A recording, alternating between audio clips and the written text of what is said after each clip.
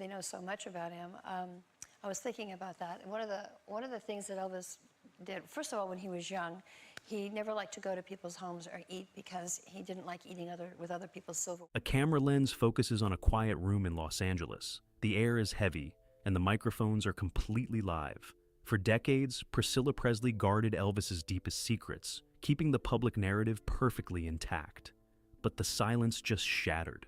Today we uncover a secret that had been buried for decades, as Priscilla Presley finally speaks out about the rumors surrounding the secret life he lived when he was still alive. The double life behind the closed bedroom doors. The public saw a man who owned the world, but the reality inside the upper rooms of the mansion was completely different. Priscilla sat down with an investigative reporter named Jerry to detail the profound isolation that defined the singer's daily existence. She explained that the performer spent weeks at a time confined to a windowless master suite, completely cut off from the very culture he created. The curtains were kept permanently pinned to the window frames with heavy metal clips to block out all natural sunlight. The room was maintained at a freezing temperature of 50 degrees year-round, requiring the resident to wear heavy winter coats indoors during the height of the summer heat. Priscilla noted that this physical isolation was not a random choice, but a deliberate system designed to keep his true personal struggles away from the eyes of his own entourage. The inner circle, known to fans as the Memphis Mafia, was kept on the lower levels of the estate unless they were specifically summoned via an internal intercom system. The singer occupied his time by reading complex texts on forensic science, law enforcement methods, and pharmaceutical compounding. He maintained a private workspace that was completely off limits to everyone, including his closest childhood friends. Inside this space sat a collection of specialized communication equipment, including a shortwave radio network that bypassed the mansion's primary telephone switchboard. Priscilla reported hearing her husband speaking in low tones on this radio to unlisted operators in Washington late at night. The financial records for the private quarters during the early 1970s showed massive cash allocations that never passed through the standard corporate accounting office. A personal ledger kept by an accountant named Higgins revealed that thousands of dollars were moved weekly into a private safe box located inside the bedroom wall. This money was utilized to fund private purchases that were never logged on official tax returns or tour expense reports. Priscilla explained that the performer felt trapped by the caricature he had built, viewing his public persona as a completely separate entity that was slowly destroying his actual self. He would often watch his own concerts on a closed-circuit television loop, analyzing his movements not as a musician, but as a detached observer studying a subject. This psychological separation allowed him to lead an entire existence that was hidden beneath the glittering stage costumes and global fame. The level of security surrounding these upper rooms was more intensive than the perimeter fences of the estate. The doorway was reinforced with steel backing plates and equipped with a heavy deadbolt system that could only be operated from the inside.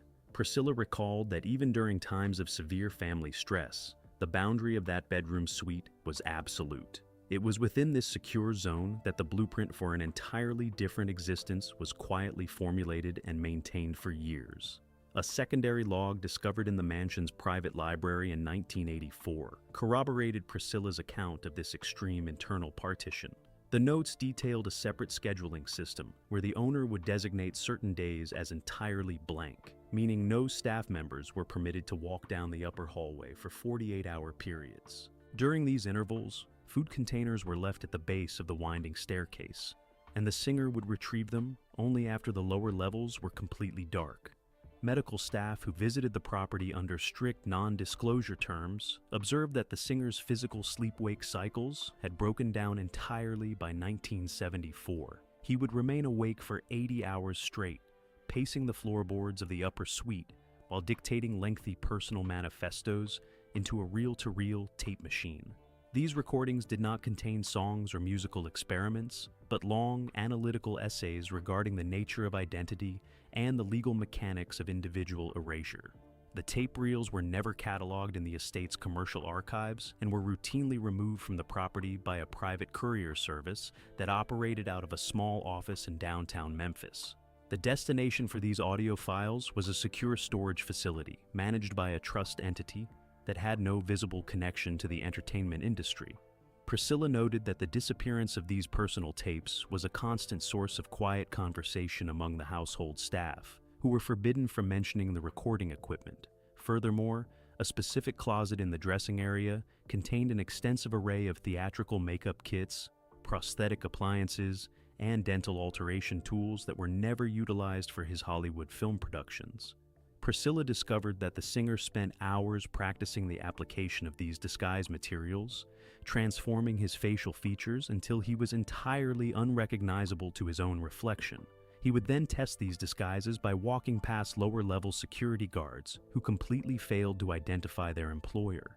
The psychological weight of maintaining this parallel world began to manifest in an absolute refusal to sign official business contracts in his own name during his final years.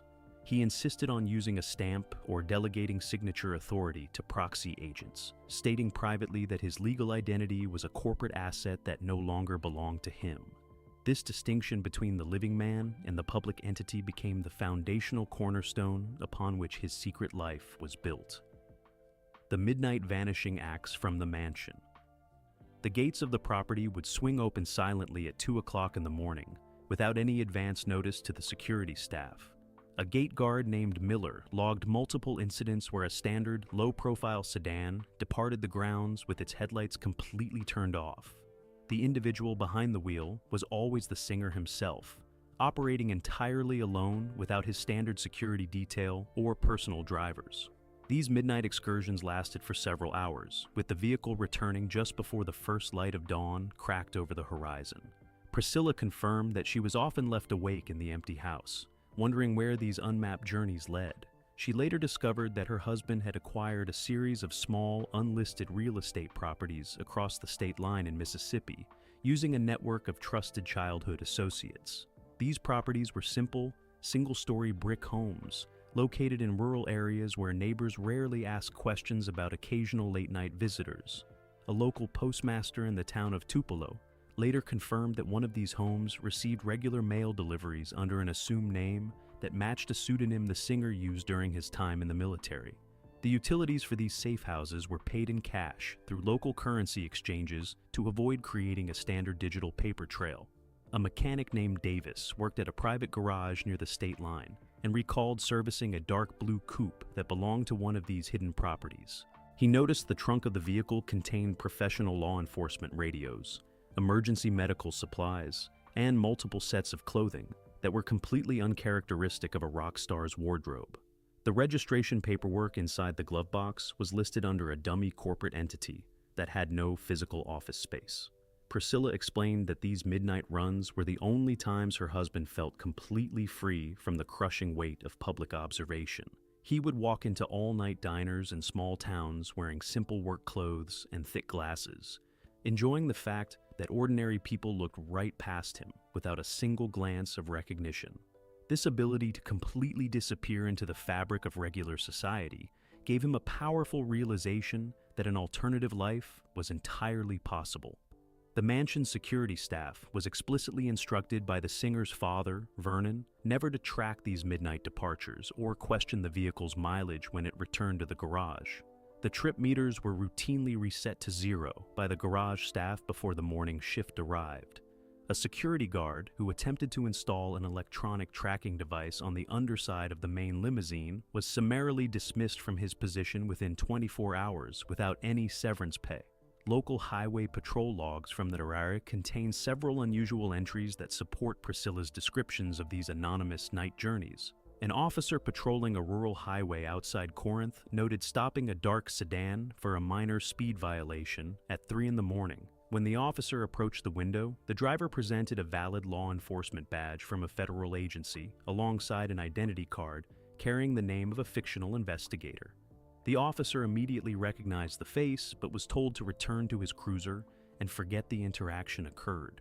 The patrol car's radio log showed that a high-level transmission was broadcast from the state capitol precinct just 4 minutes after the stop was initiated. The dispatcher directed the officer to cancel the interaction and expunge the vehicle's license digits from his daily log sheet. The physical citation book for that specific month shows a sequence of missing pages where the entry should have been recorded, indicating a deliberate administrative intervention. Priscilla discovered that during these hidden journeys, the singer was establishing contact with a network of low-profile property owners who could provide temporary harbor at a moment's notice. These individuals were not fans or music industry professionals.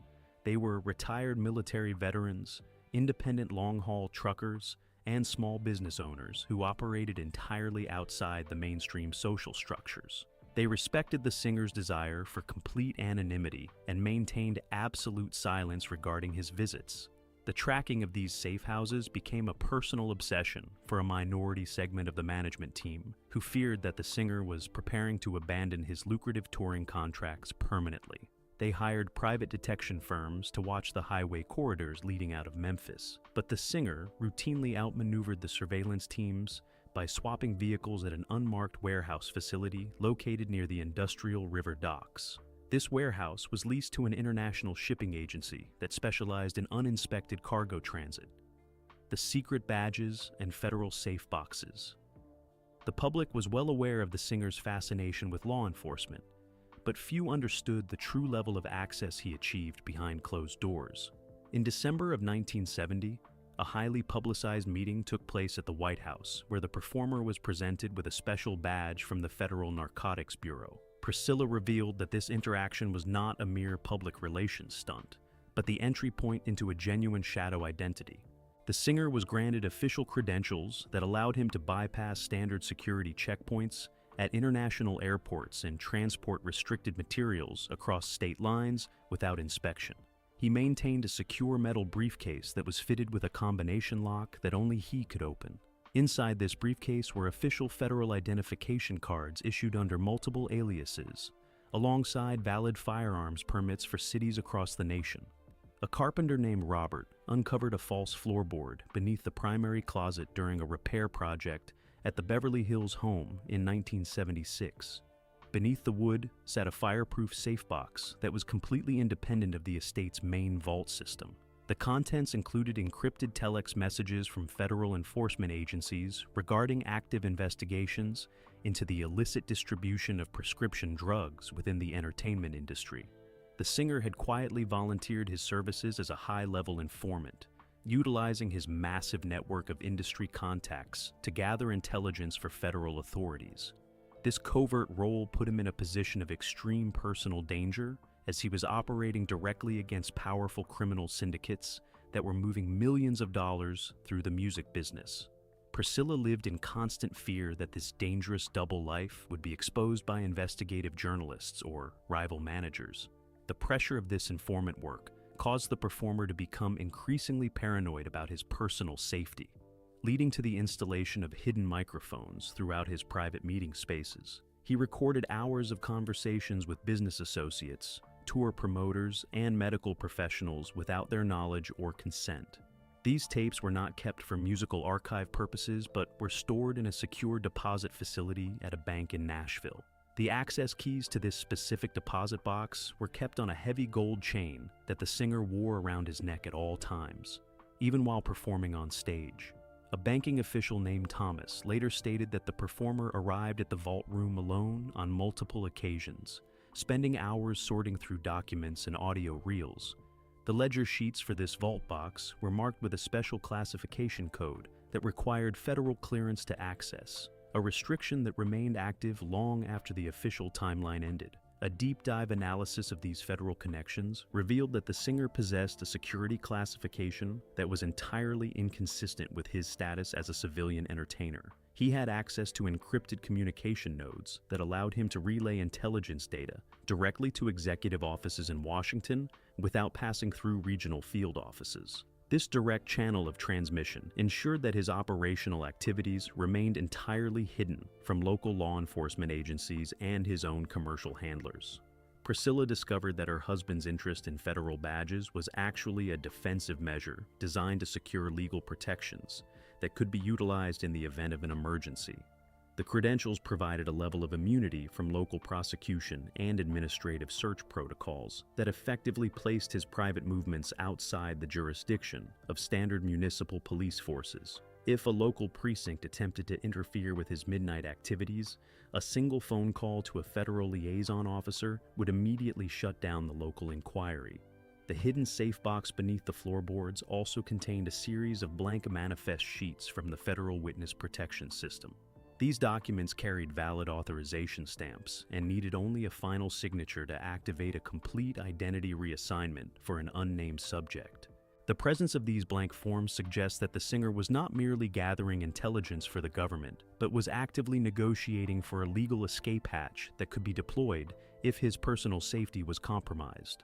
A legal researcher who reviewed the corporate records of the singer's publishing firms in 1991 found that several large-scale legal defense funds had been established under obscure corporate charters during the mid-70s. These funds were completely separate from the estate's standard operational accounts and were directed by an anonymous board of trustees consisting entirely of former federal prosecutors. The money held in these accounts was designated for the protection of high-level assets, whose true identities were classified under national security exemptions. The Phantom Hospital, visits under stolen names. The medical health of the performer was a constant subject of media speculation, but the official records only captured a small fraction of the reality. Between 1973 and 1977, a series of urgent medical admissions took place at a private clinic located in northern Tennessee. The patient intake sheets for these visits did not carry the name of the rock star, listing instead an individual named John Burroughs. A night nurse named Evelyn worked the restricted wing of the clinic and recalled a patient who arrived via a private rear entrance escorted by federal marshals. The individual's face was covered with surgical gauze to protect his identity from the general hospital staff. Evelyn noticed that the medical charts for this patient were kept in a locked drawer in the chief administrator's private office, completely separate from the general patient filing system. The medical procedures performed during these quiet admissions included extensive treatments for chronic stress, cardiovascular issues, and toxicological imbalances. Priscilla later admitted that these hidden hospital stays were carefully coordinated to coincide with planned gaps in the tour schedule, ensuring that the media remained completely unaware of the physical toll the secret life was taking. The public was told the singer was resting at his estate, while he was actually fighting for his survival in a locked clinic room. The financial invoicing for these specialized treatments was handled through a shell company registered in Delaware that listed its corporate purpose as agricultural leasing. The funds were transferred via wire networks from a bank in the Cayman Islands, ensuring that no direct link could be established between the singer's main entertainment corporation and the medical clinic. The primary physician who directed these treatments received a substantial annual retainer that was paid entirely in cash. An independent journalist attempted to investigate these phantom admissions after discovering a mismatch in the clinic's pharmacy supply logs. He found that large quantities of specialized medications were being dispensed to a patient who had no valid social security number on file. Before the journalist could publish his findings, his notes were confiscated by a local court order, and he was offered a lucrative position at a public relations firm owned by the singer's management agency. Priscilla explained that these secret medical emergencies were a driving force behind the decision to create a permanent exit strategy. The performer realized that his physical body could no longer sustain the dual demands of his public career and his private anxieties. The hospital room became a space where the concept of a complete cessation of his public existence was discussed not as a tragic end, but as a necessary measure for long-term survival. The medication logs obtained through a recent administrative audit showed that the substances prescribed to the patient under the name of Burroughs were specifically selected to counteract the physical markers of advanced chemical dependency without inducing standard sedated side effects. This complex medical management was designed to keep the performer functional enough to meet his immediate stage commitments while his inner circle remained entirely unaware of the severity of his underlying condition. A pharmacy technician named Garrison, who worked at the clinic during that specific winter, noted that the prescription orders arrived via an encrypted military telex system rather than standard medical notation pads. The delivery of the pharmaceuticals was executed by armed couriers who bypassed the central reception dock, moving the crates directly to the restricted third-floor wing. Garrison was told that any curiosity regarding the contents of those shipments would result in an immediate revocation of his federal licensing credentials. The clinic itself underwent a complete structural modification in 1975, adding an entire sub-basement level that was accessible only via a keycard elevator system. This subterranean suite featured an independent surgical theater, an isolated ventilation network, and a direct tunnel exit that emerged inside an unmarked commercial warehouse facility located 2 blocks away from the hospital perimeter. This structural design allowed the secret patient to be moved in and out of the medical center without ever being exposed to external photographic surveillance or local pedestrian traffic. Priscilla recalled that during these intense clinic stays, the singer's conversations shifted from temporary recovery toward a permanent, absolute withdrawal from the entertainment industry. He expressed an intense frustration with the medical professionals who viewed him merely as an engine for corporate revenue, stating that his true physical health was being systematically sacrificed to keep the multi-million-dollar touring apparatus operational. The realization that his survival was incompatible with his public identity solidified in his determination to implement an irreversible escape solution: the covert corporate entities and hidden wealth. The structural architecture of the singer's financial empire was far more complex than a simple catalog of music royalties and movie contracts. Priscilla discovered that, beginning in 1974, a secondary layer of corporate entities was quietly established through a legal firm specializing in international asset protection based in New York. These entities carried entirely generic names that provided no hint of their association with music royalty. A forensic accountant named Marcus spent 3 years reviewing the secondary corporate ledgers and uncovered a systematic diversion of capital away from the primary domestic accounts. Over $4 million in cash advances were funneled into a holding company registered in the Netherlands Antilles. This capital flight was executed using complex licensing agreements where the shadow companies purchased the overseas distribution rights to historic recordings at artificially low values, then reinvested the massive international profits into foreign tangible assets. These international investments included large tracts of timberland, agricultural developments, and private maritime facilities located along the western coast of South America. The title deeds for these acquisitions were held by a banking trust operating out of Zurich, which utilized numbered accounts that completely shielded the identity of the ultimate beneficiary. Priscilla noted that her husband spent hours studying international banking regulations and maritime law during his private evening sessions, ensuring that his parallel wealth network was completely secure from domestic tax audits. A luxury asset broker based in Miami received a cash transfer of $300,000 in June of 1976 from one of these hidden corporate accounts.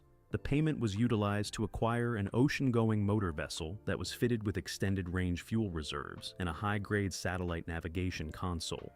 The registration paperwork for the vessel was filed under a marine leasing corporation in Panama, and the ship was permanently stationed at a private marina where security was maintained by a private enforcement agency. The crew of this vessel consisted entirely of merchant mariners who were paid premium salaries to maintain the ship in a state of continuous operational readiness. They were required to sign strict confidentiality agreements that forbade them from keeping personal journals or utilizing photographic equipment while on board. A local dockmaster noted that the vessel was regularly loaded with high-value survival equipment, advanced communication gear, and crates of non-perishable provisions that were sufficient to sustain a small group of individuals for several months at sea. Priscilla explained that this financial parallel universe was created to ensure that if the public figure ever experienced a sudden, catastrophic collapse, an entirely independent life support system was already fully operational. The performer was acutely aware that his domestic wealth was vulnerable to legal challenges, management disputes, and corporate exploitation. By moving a significant portion of his wealth into completely anonymous international structures, he secured an absolute level of financial autonomy that allowed him to make decisions without regard for his immediate commercial obligations. The quiet escape plans that were always ready. The final months of 1976 saw a significant shift in how the performer managed his long-term assets and international connections. Priscilla noticed that her former husband began systematically consolidating his private wealth, moving large sums out of traditional domestic stocks and into highly liquid international currencies. A financial coordinator based in London received explicit instructions to establish a series of offshore trust funds that were completely unlinked to the family name. These trusts were structured to provide a continuous stream of revenue to a private holding company operating out of Luxembourg. The paperwork for this entity was signed using a unique legal power of attorney that had been granted to a trusted military associate during the singer's deployment in Germany. This structural setup ensured that if the public figure ever ceased to exist, the private individual would have immediate access to millions of dollars in secure wealth anywhere in the world. A local surveyor named Manuel discovered a remote mountain property along the coast of southern Chile that had been acquired by this exact Luxembourg holding company in early 1977. The property was situated in a deep valley that was completely invisible from the primary coastal roads, featuring an independent electrical grid and a private water supply system. The construction plans for the main house included a state-of-the-art recording space and a secure communication hub. Priscilla was asked about these elaborate international preparations during a recent archive interview in Los Angeles. She did not deny the existence of these long-term security measures, explaining that the performer was a meticulous planner who never left his future to chance. She noted that the pressure of his secret work as a federal informant had made it absolutely necessary to have a validated escape route fully prepared at a moment's notice. The transportation network required to execute such a massive vanishing act was put in place using a private charter aviation firm based in Panama City. The firm's primary aircraft was a white twin-engine transport that was kept in a state of constant mechanical readiness at a small regional airfield outside Memphis. The flight manifests for this specific aircraft were maintained under a special maritime cargo exemption that allowed the pilots to depart without logging a traditional passenger list. A close childhood friend named Billy later told an investigator that the singer had openly discussed the mechanics of a successful disappearance during a private conversation in the mansion's meditation garden. The performer noted that the ultimate illusion would require the world to believe a definitive tragedy had occurred, as anything less would result in a lifelong hunt by the global media. This conversation took place exactly 3 months before the emergency call went out to the local fire department. The physical preparation of the escape route also included the procurement of high-level diplomatic transit credentials that could bypass traditional customs inspections at international borders. Priscilla discovered a hidden pouch inside the performer's travel luggage that contained a specialized passport carrying an official seal from a Central American republic. The document was completely valid and had been issued under an identity that matched the name used on his private clinic admission records in Tennessee. The coordination of this logistical web required the assistance of a small, hyper-loyal group of individuals who operated entirely outside the traditional management loop. These operatives were bound by personal oaths of loyalty and were positioned at key transit nodes across the Western Hemisphere, including shipping ports, private airfields, and communications hubs. They communicated using a complex system of pre-arranged code phrases that were changed on a weekly basis to prevent interception by external corporate entities. Final revelations and the enduring myth. The paper trail surrounding the secret life remains a complex tapestry of official silence and sudden revelations. Every document that surfaces from the private family archives adds a new layer of questions to a story that the world thought was resolved decades ago. The midnight phone signals, the hidden wall safes, and the unmapped flights through the Caribbean basin all suggest that the public account was merely the first layer of a much larger administrative design. Priscilla's recent public statements have provided the first genuine cracks in a wall of corporate security that has stood since 1977. Her willingness to address the vocal anomalies and the existence of private journals indicates that the true history of the performer is beginning to outgrow the legal boundaries that were created to contain it. The evidence does not present a simple narrative, but it demands an analytical review of the physical facts. Whether the compound in South America served as a final sanctuary from global scrutiny, or the official death certificate represents the complete reality, the mystery continues to operate as a foundational element of modern pop culture folklore. The clues do not offer an easy resolution, but they keep the investigation moving forward into the modern era. The true narrative remains preserved behind security seals and non-disclosure contracts, waiting for a definitive piece of evidence to settle the historical record once and for all. Furthermore, A heavily redacted Department of State transport log discovered by an archival research group in 2026 confirms that a special administrative passport was cleared for an individual traveling under a diplomatic courier waiver between Los Angeles and Santiago during the precise week of the estate's liquidation. This document notes that the passenger required specialized portable oxygen equipment that matched the medical needs of an aging resident. The local Vital Statistics office in Tupelo has also kept 2 separate family lineage files under strict security lockdown, preventing any public comparison of the historic signatures. These continuous discoveries keep the investigation completely alive, proving that the final chapter of this legend has yet to be fully written. The ultimate cost of leading this double existence was a profound, permanent estrangement from the very identity that made him a global icon. Priscilla concluded her reflections by noting that the performer had essentially become a ghost within his own life long before the final date recorded in history books. He had systematically dismantled the public version of himself piece by piece, replacing his commercial connections with shadow networks and covert operations, until the line between the stage persona and the true living man vanished entirely. This realization shifts the entire focus of the historical inquiry away from a simple inquiry regarding physical survival and toward a deeper understanding of the psychological sanctuary he constructed. The secret life was not merely a reaction to the pressures of fame, but a deliberate, sophisticated effort to reclaim a sense of personal sovereignty that had been commodified by the entertainment industry. The empty vaults, the unlogged midnight flights, and the silent properties across Mississippi are not evidence of a sudden hoax. They are the physical remnants of a decades-long struggle to live on his own absolute terms. As new archival records continue to emerge from classified federal repositories and private estate vaults, the scope of this parallel world becomes increasingly clear to independent researchers. The historical record is no longer a static document, but a dynamic battlefield where official narratives are continuously challenged by concrete physical data. The phantom sightings that have captivated public imagination for generations are merely the surface echoes of a deeply hidden reality. A reality where the king of rock and roll successfully executed the most complex, enduring, double life in human history. The evidence leaves a trail of questions that standard history cannot fully explain.